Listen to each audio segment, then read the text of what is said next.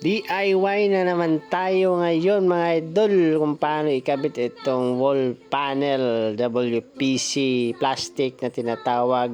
Advance ito mga idol dahil pagkabit ay finished product na siya, di mo na kailangan pang pinturahan. So ang gagawin natin mga idol, ganyan lang, kabit-kabit lang yan, overlap. So meron siyang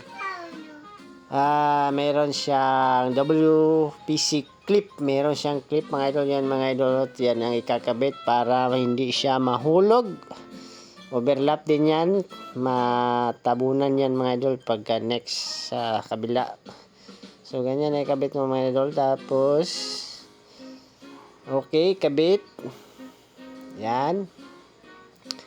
Ako lang kasi mag-isa mga idol, kaya wala kasi akong tripod, kaya medyo sa isang kamay ko ay ang cellphone, ang isa naman ay nagkakabit. So ganyan mga idol. So wag kalimutan, okay, ganyan, itakdo lang mga idol, itakdo lang kung sakto ba, ang dami. Okay, wag mo na lagyan ng pandikit.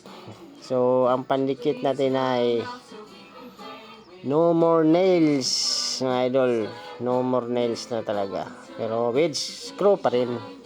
No more nails na may yung pero kailangan niya pong muna screw o rivet. So para hindi siya mahulaglag mga idol, lagyan mo ng pandikit sa gilid para pagsalpak doon sa kabila hindi siya mahuhulog. So ganyan lang ang kakapit sa kabila mga idol. Ang kabila naman is WPC clip. So kung gusto mo bumili ng WPC clip, sa hardware lang yan mga idol, tag 3 pesos each. So no more nails naman, mabibili mo sa hardware or sa online. So click mo lang yan sa yellow basket ang no more nails.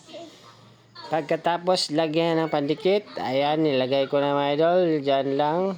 So wait lang kasi isang kamay lang. Okay, ayan na, nakadikit na mga idol, oh. So wala pang rivet yan, ang kasunod yan rivet. So ang no more nails kasi mabilis lang kumapit mga idol, tigas agad yan. Very strong hold ang no more nails. So ganyan lang. So next naman ay rivet. Thank you for watching. Please like and subscribe. Thank you.